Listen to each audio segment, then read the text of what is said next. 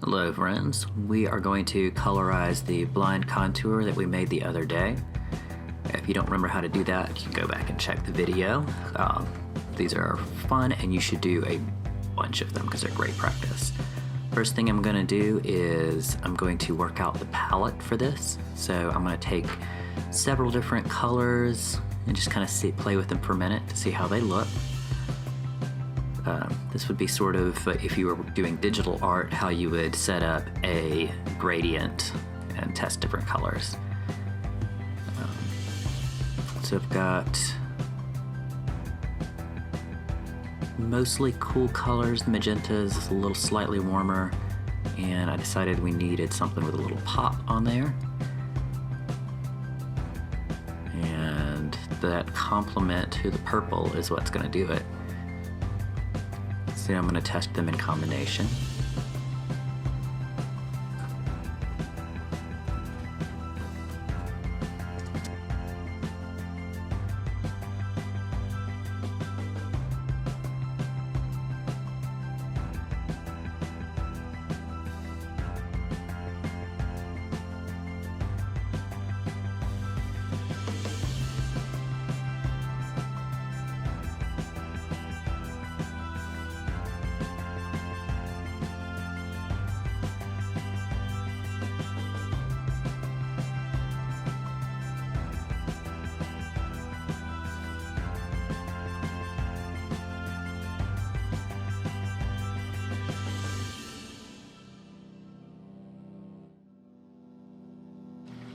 So what I wound up going with was the purple and the yellow at the top to give a really strong pop, really strong contrast, and then the yellow and the magenta next to each other at the bottom to give kind of a softer transition, and the blue for my main color, my kind of cyan.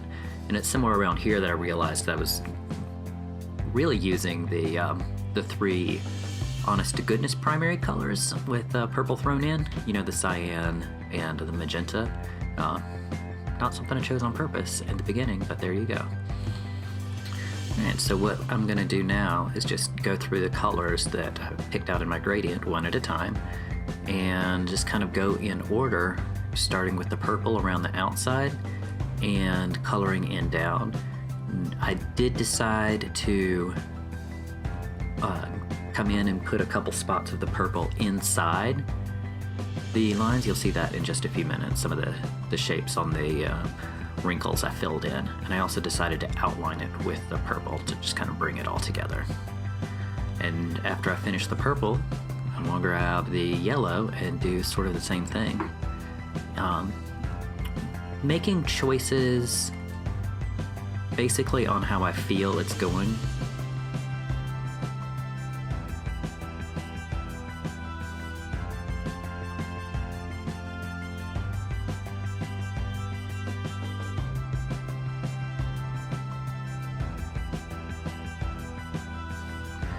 Moving to the magenta, I'm actually leaving a little bit of space between the magenta and the yellow. Again, that might not be the right decision for yours, but it worked for mine. Same thing with the blue. Now the thing when you're filling in a large area is the direction you are coloring matters. So I am trying to keep all of my pencil strokes going across the hand.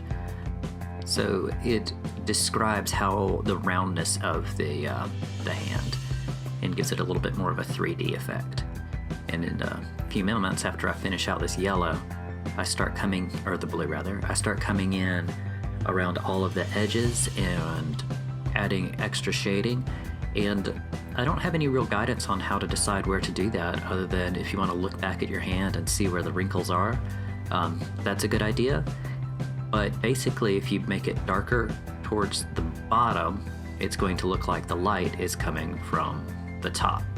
And just kind of feel it out, and it'll be okay. Remember, it's already pretty distorted, so.